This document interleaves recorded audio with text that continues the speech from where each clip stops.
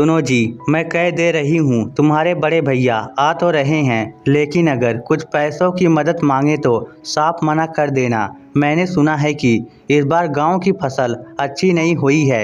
सुधीर के बड़े भाई राजीव जी के आने की खबर सुनकर सरिता का मूड सुबह से ही खराब था। सुधीर के ऑफिस से आते ही वह उस पर बरस पड़ी। सरिता के इस तरह बोलने पर सुधीर को गुस्सा तो बहुत आया, लेकिन वह धीरे से बोला, बिना कारण जाने तुम ऐसे कैसे कह सकती हो कि बड़े भैया यहाँ पैसों की मदद के लिए आ रहे हैं। हो सकता है हमसे मिलने आ रहे हो या फिर कुछ बात और हो। मेरा सर बहुत दर्द कर रहा है, मेरे लिए एक कप चाय बना कर लाओ और हो सके तो इस बात पर अब चर्चा मत करना। गुस्से में पैर पटकती हुई सरिता रसोई घर में चाय बनाने के लिए चली तो गई, लेकिन अभी भी उसका बड़बड़ाना बंद नहीं हुआ था। सरिता का यह व्यवहार सुधीर की सहनशीलता से बाहर था। जब भी सुधीर के परिवार से कोई आता, शरीर का यही व्यवहार होता, और जब सरिता के परिवार से कोई आता तो पलक पावड़े बिछा देती उनकी राहों में। सुधीर की समझ में नहीं आता कि जब वह भेदभाव नहीं करता तो सरिता दोनों परिवारों में इतना भेदभाव क्यों करती है। अगले ही दिन राजीव जी सुबह सुबह घर आ गए। गांव से घर का बना हुआ नेचुरल गुड़, शुद्ध देसी घी और सुधीर की भाभी के हाथ के बने मेथी के लड्डू लेकर प्रफुल्लित होकर यह सब उन्होंने सरिता को दिया। लेकिन खुशी व्यक्त करने की बजाय सरिता ने बिना कोई प्रतिक्रिया के चुपचाप सामान रख लिया। सुधीर बार बार यह जताने की कोशिश कर रहा था कि बड़े भैया आप ये सब ले आए तो हमें मिल गया, वरना बड़े बड़े शहरों में कमर तोड़ महंगाई में ये सब कहाँ नसीब है। राजीव जी सुधीर से कुछ मदद न मांग ले, इसलिए सरिता ने उनके चाय नाश्ता करने के बाद ही घर के ऐसे हालातों का दुखड़ा रोना शुरू कर दिया जिनसे सुधीर का दूर दूर तक वास्ता नहीं था। सरिता के इस तरह के व्यवहार से सुधीर बहुत दुखी हो गया और मन ही मन सोच रहा था कि आखिर आज वह जो कुछ भी है अपने बड़े भाई की वजह से ही तो है। याद है उसे आज भी वह दिन जब छोटी उम्र में ही पिता का साया उनके सर से उठ गया था। माँ गीता देवी अपने दोनों बच्चों को सीने से लगाए उनके भविष्य की चिंता में हर पल खोई रहती।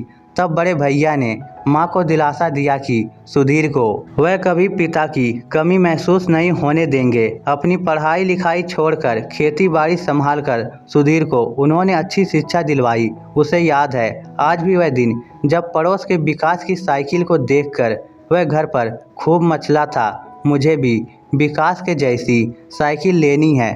तब बड़े भैया ने अपना एक बैल बेचकर उसके लिए नई साइकिल खरीदी थी और फिर सुधीर साइकिल पर अपने दोस्तों के साथ बैठकर खूब मस्ती करता। सुधीर की भावनाओं को सरिता कभी नहीं समझ सकती थी।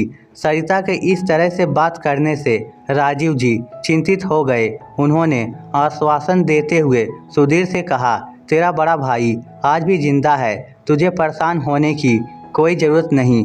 बताओ तुम्हें कितने पैसों की ज़रूरत है, घर पर काम चल रहा है। तुम्हारी भाभी की इच्छा थी कि जब तुम लोग छुट्टियों में कुछ दिन के लिए गांव आते हो तो सरिता को बहुत परेशानी होती है, इसलिए रसोई घर मॉडर्न तरीके से बनाया जाए। बाथरूम में भी गीजर लगवाना था क्योंकि अब ठंड में पानी गर्म करने की बहुत समस्या होती है।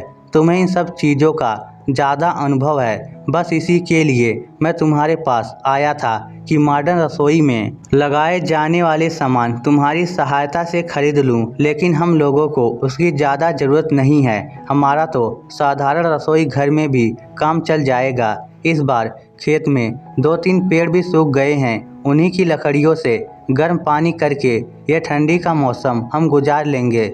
अभी फ़िलहाल ये पैसे तुम रखो, अभी तुम्हें इन पैसों की ज़्यादा ज़रूरत है।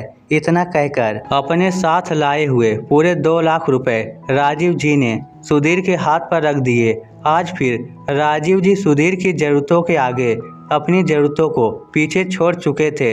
अब तक सरिता बड़े भैया की महानता की कहानी सुधीर के मुंह से सुनती आई थी, लेकिन आज आंखों से उसने देख भी लिया कि बड़े भैया की जिंदगी में सुधीर से बढ़कर कुछ नहीं है। सुधीर का सुख दुख उनके लिए बहुत महत्व रखता है। अपनी ही सोच पर शर्मिंदा होते हुए सरिता बड़े भैया से नजरें नहीं मिला पा रही थी।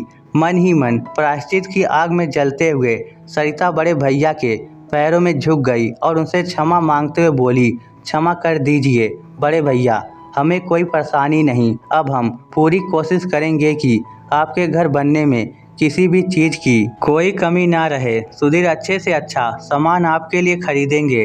राजीव को अचानक से सरिता का ये व्यवहार समझ में नहीं आया, लेकिन उसकी आंखों से बहते हुए प्रायश्चित के आंसू बहुत कुछ कह रहे थे। उन्होंने चुपचाप अपना हाथ सरिता के सिर पर रखकर कहा, सदा खुश रहो बेटी, कभी भी किसी बात की कोई चिंता मत करना।